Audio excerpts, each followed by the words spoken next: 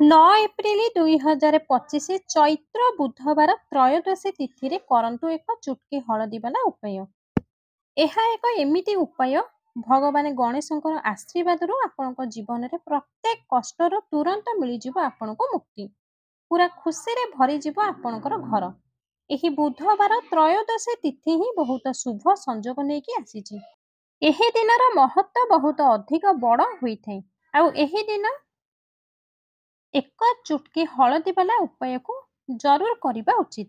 ଆଉ ଏହି ଉପାୟକୁ ସକାଳେ କରିପାରିବେ ଏବଂ ସନ୍ଧ୍ୟା ସମୟରେ ବି ଏହି ଉପାୟକୁ ଆପଣମାନେ କରିପାରିବେ। ତେବେ ଚାଲନ୍ତୁ ଉପାୟଟିକୁ ଜାଣିବା। କିନ୍ତୁ ତା ପୂର୍ବରୁ ଆପଣଙ୍କୁ ଅନୁରୋଧ, ଯଦି ଆପଣ ଆମ ଚ୍ୟାନେଲରେ ନୂଆ ଆସିଛନ୍ତି, ଆମର ଏହି ଚ୍ୟାନେଲକୁ ସବସ୍କ୍ରାଇବ୍ କରିନାହାନ୍ତି, ତାହେଲେ ଏବେ ହିଁ ଆମର ଏହି ଚ୍ୟାନେଲକୁ ସବସ୍କ୍ରାଇବ୍ କରି ପାଖରେ ଥିବା ବେଲ୍ ଆଇକନଟିକୁ ଦବାଇ ଦିଅନ୍ତୁ। ଭିଡ଼ିଓ ଗୋଟେ ଲାଇକ୍ କରି କମେଣ୍ଟ ବକ୍ସରେ ଜୟ ଶ୍ରୀ ହରି ବିଷ୍ଣୁ, ଜୟ ମାତା ଲକ୍ଷ୍ମୀ ଅବଶ୍ୟ ଲେଖନ୍ତୁ। ଆଜିର ଭିଡ଼ିଓରେ ଆମେ ଆପଣଙ୍କୁ 3ଟି ବିଶେଷ ଉପାୟ ଜଣାଇବୁ। ଏହି ଉପାୟରେ ଆପଣ ଧନ ହାସିଲ କରିବାର ଉପାୟ ଜଣାଇବୁ। ଆପଣଙ୍କର ମନସ୍କାମନା ପୂରା କରିବା ପାଇଁ ଉପାୟ ଜଣାଇବୁ। ଯଦି ଆପଣଙ୍କ ଜୀବନରେ କୌଣସି ପ୍ରକାରର ସଙ୍କଟ ଚାଲିଥାଏ, ସମସ୍ୟା ଚାଲିଥାଏ, ତ ତାହାକୁ ଦୂର କରିବା ପାଇଁ ଆମେ ଉପାୟ ଆପଣଙ୍କୁ ଜଣାଇବୁ। ତେବେ ଚାଲନ୍ତୁ ସବୁଠୁ ପ୍ରଥମ ଉପାୟଟି ଜାଣିବା। ଆଉ ଏହି ଉପାୟଟି ଗୋଟିଏ ଦୀପ ଓ ଅଳ୍ପ ପେଶା ହଳଦୀ ବାଲାର ଉପାୟଟି ଆପଣଙ୍କୁ କରିବାକୁ ପଡ଼ିବ।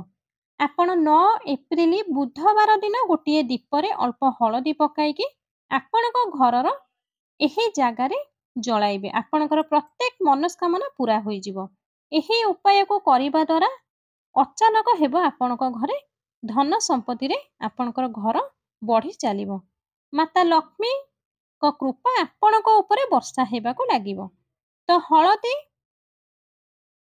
କେବେ ବି ସାଧାରଣ ହୋଇନଥାଏ। ଏହା ଆପଣଙ୍କର ଧନକୁ ବି ବଢ଼ାଇଥାଏ। ଆପଣଙ୍କ ଘରକୁ ଧନକୁ ନେଇକି ଆସିବା ହଳଦୀ ଆପଣଙ୍କୁ ଧନ ବୃଦ୍ଧି କରିବ। କାହିଁକି ନା ହଳଦୀ ଶ୍ରୀହରି ବିଷ୍ଣୁଙ୍କ ସହ ଯୋଡ଼ା। ଏହା ସୁଖ ଓ ସୌଭାଗ୍ୟର ପ୍ରତୀକ ହୋଇଥାଏ। ଧନର ବୃଦ୍ଧି ହୋଇଥାଏ ଓ ଧନକୁ ବହୁତ ସ୍ପିଡିରେ ବଢ଼ାଇବାର କାମ କରିଥାଏ।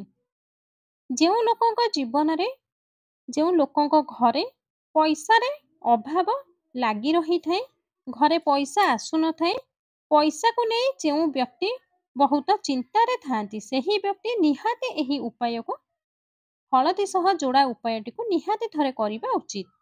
କାହିଁକି ନା ହଳଦୀ ହିଁ ଆପଣଙ୍କ ଜୀବନରେ ତୁରନ୍ତ ପଇସାକୁ ଟାଣିକି ଆଣିଥାଏ ଓ ଅଚାନକ ବି ଆପଣଙ୍କୁ ଧନବାନ ବନାଇ ଦେଇଥାଏ। ଯେବେ ହଳଦୀର ଉପାୟ ଆପଣମାନେ କରିଥାନ୍ତି, ଆପଣଙ୍କର କୁଣ୍ଡଳୀରେ ବୃହସ୍ପତି ବହୁତ ମଜବୁତ ହୋଇଯାଇଥାଏ। ଆଉ ଆପଣ ଯଦି ଆପଣଙ୍କର କୁଣ୍ଡଳୀରେ ବୃହସ୍ପତିକୁ ମଜବୁତ କରିଦେଇଥାନ୍ତି, ତ ବୁଝି ନିଅନ୍ତୁ କେବେ ବି ଆପଣଙ୍କୁ ଆପଣଙ୍କ ଜୀବନରେ ପଇସାର କମି ରହିବ ନାହିଁ। କେବେ ବି ଆପଣଙ୍କର ଟ୍ରେଜରୀରେ ଧନର ଅଭାବ ରହିବ ନାହିଁ। ବୁଧବାର ଦିନ ଏହା ଦେବଗୁରୁ ବୃହସ୍ପତି ଓ ଭଗବାନ ବିଷ୍ଣୁଙ୍କୁ ସମର୍ପିତ ହୋଇଥାଏ।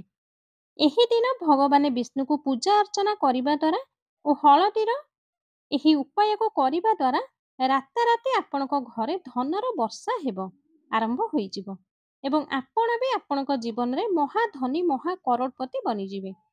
ଜୀବନରେ ଆପଣଙ୍କର ସୁଖ ଆସିବା ଷ୍ଟାର୍ଟ ହୋଇଯିବ। ଆପଣ ଯେବେ ଆପଣଙ୍କ କୁଣ୍ଡଳୀରେ ବୃହସ୍ପତିକୁ ମଜବୁତ କରିଦେବେ, ଆପଣଙ୍କ ଜୀବନରେ ଧନ, ସୁଖ, ବୈଭବ ଏହା ସବୁ କିଛି ବହୁତ ସହଜରେ ଆପଣଙ୍କୁ ମିଳିଯିବ। ଆପଣଙ୍କ ଜୀବନରେ ଆପଣ ଏତେ ଆଗକୁ ଯିବେ କି କେବେ ବି ଆପଣ ପଛକୁ ଚାହିଁବାର ଆବଶ୍ୟକତା ପଡ଼ିବ ନାହିଁ।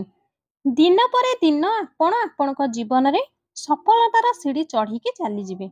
ଆଉ ସବୁଠୁ ପ୍ରଥମ ଉପାୟଟି ହେଉଛି, ଆପଣ ବୁଧବାର ଦିନ ସ୍ନାନ ଆଦି ସାରି ଯଦି ଆପଣଙ୍କ ପାଖରେ ହଳଦିଆ ରଙ୍ଗର ବସ୍ତ୍ର ଥାଏ, ତେବେ ଆପଣ ହଳଦିଆ ରଙ୍ଗର ବସ୍ତ୍ର ପିନ୍ଧିବେ।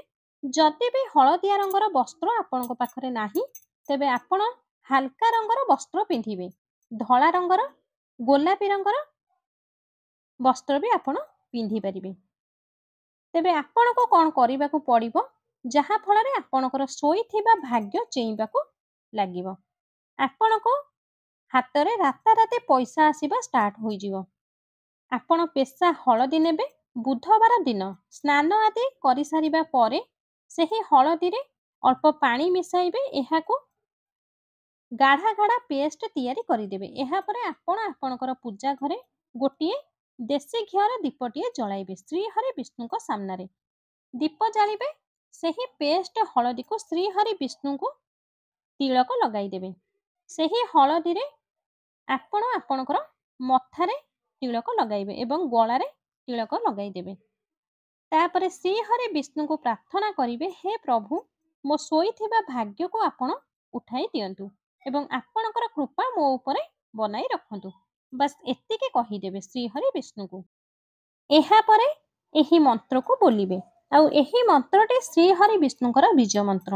ମନ୍ତ୍ରଟି ହେଉଛି ଓମ୍ ନମୋ ଭଗବତେ ବାସୁଦେବାୟ ନମଃ। ଏହି ମନ୍ତ୍ରକୁ ଆପଣ 11ରୁ 12 ଥର ବୋଲିବେ। ଏହି ଉପାୟ ଆପଣ ଯଦି ବୁଧବାର ଦିନ କରିବେ, ତେବେ ଶ୍ରୀହରି ବିଷ୍ଣୁଙ୍କର କୃପା ଆପଣଙ୍କୁ ମିଳିବାକୁ ଲାଗିବ। ସବୁ କାମ ଆପଣଙ୍କର ବନିବାକୁ ଲାଗିବ। ଆପଣଙ୍କର କାର୍ଯ୍ୟରେ ଯେଉଁ ବାଧା ଆସୁଥିଲା, ସେହି ବାଧା ଦୂର ହୋଇଯିବ। ପଇସା ଆପଣଙ୍କ ଘରକୁ ରାତାରାତି ଆସିବା ଷ୍ଟାର୍ଟ ହୋଇଯିବ। ଆଉ ଏହି ଉପାୟ ଯଦି ଆପଣ କରିବେ, ତେବେ ଆପଣଙ୍କର କୁଣ୍ଡଳୀରେ ବୃହସ୍ପତି ଗ୍ରହ ମଜବୁତ ହୋଇଯିବ। ତ ଆପଣଙ୍କ ଜୀବନରେ ସମୃଦ୍ଧି, ବୈଭବ ସବୁକିଛି ଆପଣଙ୍କୁ ବହୁତ ଶୀଘ୍ର ହିଁ ମିଳିବ। ଏବେ ଆସନ୍ତୁ ଦ୍ୱିତୀୟ ଉପାୟଟି ଜାଣିବା। ଆଉ ଏହି ଉପାୟଟି ସେଇ ଲୋକଙ୍କ ପାଇଁ ଯେଉଁ ଲୋକ ତାଙ୍କ ଘରେ ବା ତାଙ୍କ ହାତରେ ପଇସା ରହୁନାହିଁ, ପଇସାକୁ ନେଇ ବହୁତ ଚିନ୍ତାରେ ରହୁଛନ୍ତି, ଅଯଥା ଖର୍ଚ୍ଚ ବହୁତ ବଢ଼ି ଚାଲୁଛି। ତ ବୁଧବାର ଦିନ ଆପଣ ଏହି ଉପାୟକୁ ହଳଦୀରେ କରନ୍ତୁ। ହଳଦୀ ପଇସାକୁ ଟାଣିକି ଆଣିବାର କାମ କରିଥାଏ। ହଳଦୀ ବହୁତ ଶୁଭ ହୋଇଥାଏ। ତ ଉପାୟ ପାଇଁ ଆପଣ ଅଳ୍ପ ହଳଦୀ ନେବେ। ସେହି ହଳଦୀରେ ଅଳ୍ପ ପାଣି ମିଶାଇ ଏହାକୁ ଆପଣଙ୍କର ପତଳା ପେଷ୍ଟ ବନାଇଦେବେ। ସେହି ହଳଦୀକୁ ଆପଣଙ୍କର ପୁରା ଘରେ ଛିଞ୍ଚନ କରିବେ। ଯେତେ ବି ରୁମ୍ ଅଛି ସବୁ ରୁମ୍‌ରେ, ବାଲକୁନିରେ, ବାରଣ୍ଡାରେ ସବୁଆଡ଼େ ସେହି ହଳଦୀକୁ ଛିଞ୍ଚନ କରିବେ ଏବଂ ଆପଣଙ୍କର ମୁଖ୍ୟ ଦ୍ୱାରରେ ବି ସେହି ହଳଦୀକୁ ଛିଞ୍ଚନ କରିଦେବେ। ହଳଦୀ ଛିଞ୍ଚନ କରିବା ସମୟରେ ମନେ ମନେ ଆପଣ କହିବେ ବା ଭାବିବେ, ମୋ ଘରକୁ ସବୁଆଡ଼ୁ ସବୁ ଦିଗରୁ ପଇସା ଆସୁ। ମୋ ଘରେ ଧନର ସବୁବେଳେ ବର୍ଷା ହେଉ। ମୋ ଉପରେ ଶ୍ରୀହରି ବିଷ୍ଣୁଙ୍କର ପ୍ରସନ୍ନ ହେଉ ବା ଶ୍ରୀହରି ବିଷ୍ଣୁ ମୋ ଉପରେ ପ୍ରସନ୍ନ ଅଛନ୍ତି। ଏହି କଥା ମନେ ମନେ ଆପଣ ଭାବିବେ। ଆପଣ ଯେବେ ଏହି ଉପାୟକୁ କରିବେ, ଶ୍ରୀହରି ବିଷ୍ଣୁଙ୍କୁ ଧ୍ୟାନ କରିବେ, ହଳଦୀ ଛିଞ୍ଚନ ଆପଣଙ୍କର ଘରେ କରିବେ, ଯେତେବେ ଆପଣଙ୍କ ଘରେ ବାସ୍ତୁ ଦୋଷ, ନଜର ଦୋଷ ତୁରନ୍ତ ଦୂର ହୋଇଯିବ।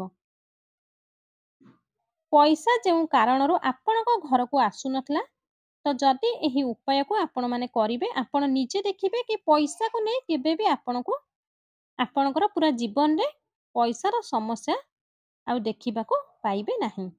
ପଇସା ଲଗାତାର ଆପଣଙ୍କ ଘରକୁ ଆସିବା ଷ୍ଟାର୍ଟ ହୋଇଯିବ। ବହୁତ ଉତ୍ତମ ଉପାୟଟିଏ, ନିହାତି ଆପଣମାନେ ଏହି ଉପାୟକୁ କରିବା ଉଚିତ। ଆଉ ଏହି ଉପାୟକୁ ଆପଣ ବୁଧବାର ଦିନ କୌଣସି ବି ସମୟରେ କରିପାରିବେ। ସକାଳେ, ସନ୍ଧ୍ୟାରେ କିମ୍ବା ଦ୍ୱିପ୍ରହରରେ। ଯେଉଁ ସମୟରେ ବି ଆପଣଙ୍କୁ ସମୟ ମିଳୁଛି ଆପଣ ସେହି ସମୟରେ ଏହି ଉପାୟକୁ କରିପାରିବେ। କିନ୍ତୁ ଏହି ଉପାୟକୁ ଆପଣ ବୁଧବାର ହିଁ କରିବେ। ଏବେ ଆସନ୍ତୁ ତୃତୀୟ ଉପାୟଟି ଜାଣିବା। ଆଉ ଏହି ଉପାୟକୁ ବି ଯଦି ଆପଣ କରିନେବେ, ତେବେ ଆପଣଙ୍କର ଭାଗ୍ୟ ଆପଣଙ୍କୁ ପୁରା ସାଥ ଦେବାକୁ ଲାଗିବ। ଆପଣଙ୍କର ଭାଗ୍ୟ ପୁରା ମଜବୁତ ହୋଇଯିବ। ଆପଣଙ୍କର କୁଣ୍ଡଳୀରେ ବୃହସ୍ପତି ଗ୍ରହ ବହୁତ ଉତ୍ତମ ରହିବ।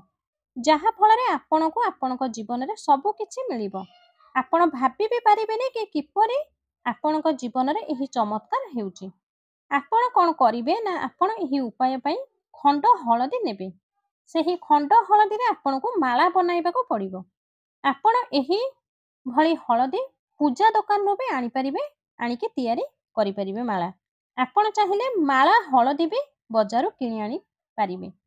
ବୁଧବାର ଦିନ ହଳଦୀର ମାଳ ଆପଣଙ୍କର ପୂଜା ଘରେ ଶ୍ରୀହରି ବିଷ୍ଣୁଙ୍କ ପାଖରେ ରଖିବେ କିମ୍ବା ଶ୍ରୀହରି ବିଷ୍ଣୁଙ୍କ ସାମ୍ନାରେ ବା ତାଙ୍କ ପାଖରେ ଟାଙ୍ଗି ଦେବେ। ଆପଣ ଚାହିଁଲେ ସକାଳେ କରିବେ, ନାହିଁ ତ ସନ୍ଧ୍ୟାରେ ଏହି ଉପାୟକୁ କରିବେ। ଯେବେ ଆପଣ ଏହି ହଳଦୀ ମାଳାର ଉପାୟ କରିବେ, ପଇସା ଏତେ ଜଲ୍ଦି ବଢ଼ିବ ଯେ କି ଆପଣ କଳ୍ପନା କରିପାରିବେ ନାହିଁ। କାହିଁକି ନା ଯେବେଠୁ ଆପଣ ଏହି ଉପାୟକୁ କରିବେ, ହଳଦୀର ମାଳ ବୁଧବାର ଦିନ ଆପଣଙ୍କ ଘରର ପୂଜା ଘରେ ଟାଙ୍ଗିବେ, ତ ସବୁ ପ୍ରକାରର ସୁଖ ଆପଣଙ୍କୁ ମିଳିବ। ହଳଦୀର 3ଟି ଉପାୟ ଆଜି ଆମେ ଆପଣଙ୍କୁ ଜଣାଇଲୁ। ଯଦି ଆପଣ ଏହି ଉପାୟକୁ ପୁରା ଠିକ୍ ତରିକାରେ କରିଦେବେ ଏବଂ ପୁରା ସଚ୍ଚା ଓ ଶ୍ରଦ୍ଧାର ସହ କରିବେ, ସେହିପରି କରିବେ ଯେଉଁପରି ଆମେ ଆପଣଙ୍କୁ ବତାଇଲୁ, ତ ଆପଣଙ୍କର ଭାଗ୍ୟକୁ ଚମକାଇବା ପାଇଁ ବେଶୀ ଡେରି ସମୟ ଆଉ ଲାଗିବ ନାହିଁ। ବହୁତ ଉତ୍ତମ ଉପାୟ ଅଟେ। ଶ୍ରୀହରି ବିଷ୍ଣୁ ଓ ମାତା ଲକ୍ଷ୍ମୀଙ୍କ ଉପରେ ପୁରା ବିଶ୍ୱାସ କରି ଏହି ଉପାୟକୁ ଆପଣମାନେ ଜରୁର କରନ୍ତୁ। ଚମତ୍କାର ଜରୁର ଦେଖିବେ। ତ ଆଶା କରୁଛି ଆଜିର ଭିଡ଼ିଓଟି ନିହାତି ଭାବରେ ଆପଣଙ୍କୁ ପସନ୍ଦ ଆସିଥିବ। ଯଦି ଭିଡ଼ିଓଟି ଆପଣଙ୍କୁ ପସନ୍ଦ ଆସିଥାଏ ତେବେ ଭିଡ଼ିଓଟିକୁ ଗୋଟେ ଲାଇକ୍ କରନ୍ତୁ, ଭିଡ଼ିଓଟିକୁ ଅଧିକରୁ ଅଧିକ ମାତ୍ରାରେ ସେୟାର କରନ୍ତୁ। ଆମ ଚ୍ୟାନେଲରେ ଯଦି ଆପଣମାନେ ନୂଆ ଅଛନ୍ତି, ଏ ପର୍ଯ୍ୟନ୍ତ ଆମ ଚ୍ୟାନେଲକୁ ସବସ୍କ୍ରାଇବ୍ କରିନାହାନ୍ତି, ବିନା ସବସ୍କ୍ରାଇବ୍ରେ ଭିଡ଼ିଓ ଦେଖୁଛନ୍ତି, ତ କୃପା କରି ଆମର ଏହି ଚ୍ୟାନେଲକୁ ସବସ୍କ୍ରାଇବ୍ କରି ପାଖରେ ଥିବା ବେଲ୍ ଆଇକନ୍ଟିକୁ ଦବାଇ ଦିଅନ୍ତୁ। ପାଖରେ ଥିବା କମେଣ୍ଟ ବକ୍ସରେ ଜୟ ଶ୍ରୀହରି ବିଷ୍ଣୁ, ଜୟ ମାତା ଲକ୍ଷ୍ମୀ ଅବଶ୍ୟ ଲେଖନ୍ତୁ। ଆଜି ପାଇଁ ରହୁଛି, ପୁଣି ଦେଖା ହେବ ଆଗାମୀ ଏକ ସୁନ୍ଦର ଭିଡ଼ିଓ ମାଧ୍ୟମରେ।